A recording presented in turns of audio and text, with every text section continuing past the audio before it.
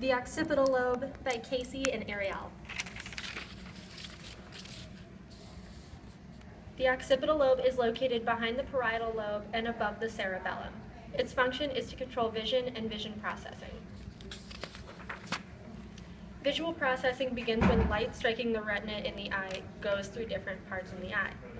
Visual information goes through the thalamus to the primary visual cortex and then to the outer layer of the occipital lobe.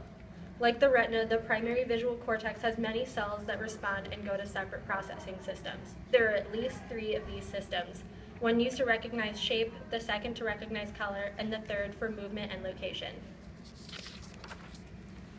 Any damage to the occipital lobe may be severe enough to alter vision, and vision damage is irreversible. Damage to even just one side of the occipital lobe can cause blindness in both eyes. When bilateral damage or damage to both sides of the lobe occurs, a condition called visual object agnosia can occur. This is when a person who has sustained bilateral damage cannot recognize familiar objects with their eyes, but can recognize these objects using touch, smell, sound, or taste.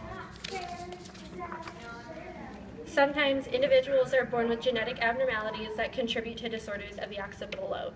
One of the most well-known disorders is epilepsy, with occipital lobe epilepsy occurring in 10% of all epilepsy cases. Occipital lobe epilepsy causes seizures that can be triggered by visual stimuli like flashing lights or a repeating pattern.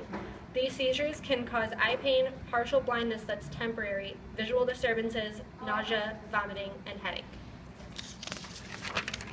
The end.